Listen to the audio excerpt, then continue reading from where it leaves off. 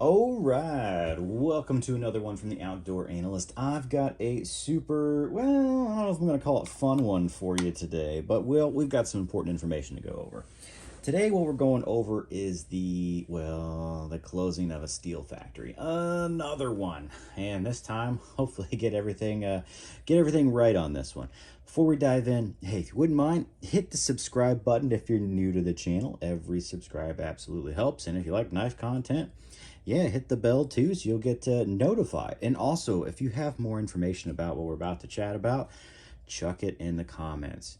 But it is true, I found out Baderas is, I don't know if that's how you actually pronounce the name of the steel mill in Germany, but they are closing down. And they produced quite a bit of knives, I guess, for custom knife makers, but one of them is Nitro V, and they are just legitimately closing. It's official. They're ending at the end of the month. I think they're going to lose like 450 workers. A few of them got moved into some other places, bought them out, but the main production side it seems to be gone. So that means they're losing a bunch of like carbon steels, like W2, things that custom makers use. But really, a whole lot of custom guys are using Nitro V. And I love Nitro V. Some of my favorite knives from this year are in it. We've got like the Hawk from Very Good Knife Company, who specializes in rocking Nitro V. And also the Walkabout. Actually, I just, traded in essentially just to get a Nitro V version of this than 80, except to get over my 80 CRV2 one. So I love Nitro V. It's a stainless steel. It's incredibly tough, and it seems like it's actually going to disappear. Not like where Crucible got bought out, and most of Crucible steels, the CPMs, are actually hanging around, but we did lose a few. I think 15 V's gone forever. A couple other ones they're not bringing back. Most of the main ones got purchased by other people.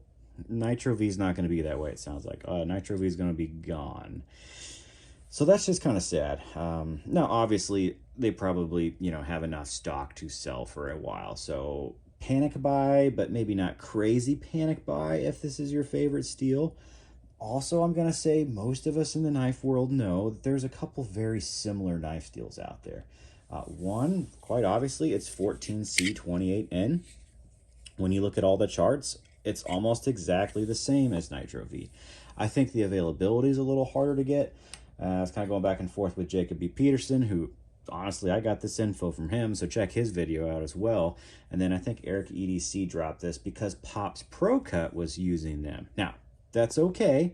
They've already moved on to another factory to create that for them. I think it's Sandvik, actually. So Pop's Pro Cut's going to be fine, which I'm thankful for because I've been using it, and I really like that steel. Honestly, I'm almost as sad. I would have been as sad if Nitro V was gone and Pop's Pro Cut. I'd be really sad, but at least Pro Cut's moved on. They're going to be just fine. New manufacturers taking over. Or if you're also worried, there's also what I think most people are going to move to is AEBL. So this is a Lishen Dakota, an AEBL. Oh, this is a Boker Muck. Love these. They're kind of this is like, I don't want to, this is definitely a budget price for a knife, 14C28N, but I don't want to call Nitro V budget nor AEBL because they're all incredibly tough stainless steels. I think it's really funny how they have a budget connotation just because it doesn't have high edge retention. And that's the truth of it. You get insane toughness with all of these, okay edge retention, and that's the reason why most people, I think, call this budget, to be honest with you.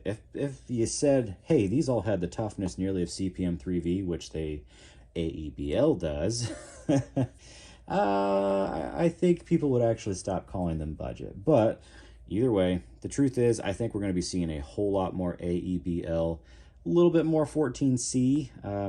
It sounded like this stuff was actually harder to get a hold of than AEBL was. So, yeah, that's kind of a bummer. But if there are Nitro V knives that you really like, I'm not going to go out and say panic buy. I did that with Crucible. I said don't panic buy anything. And, well, some of those knives disappeared. But nothing was in a rush. This has been like a year process.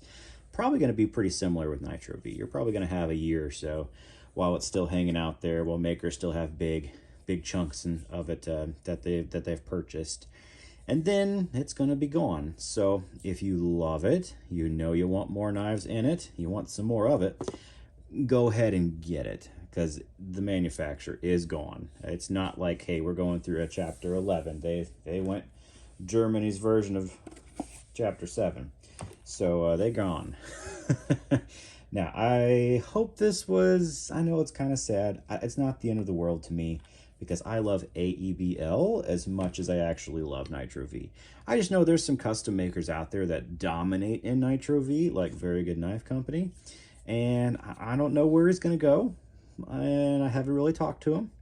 But I'm interested to kind of hear everybody's take on, well, what happens next? What's the next most available steel with the same cost? I'm guessing AEBL, but yeah, just want to give everybody kind of a fair warning that if there's something you really want in this steel, now's kind of the time to get it before it might disappear here soon. So that's all I have. I'm sorry for the sad update. I'm hoping we get, I'm hoping we don't have too many more mills closing like this in the future. It's just kind of sad. All right, I'll catch you on the next one. Happy hunting for your favorite knives that are out there in Nitro V.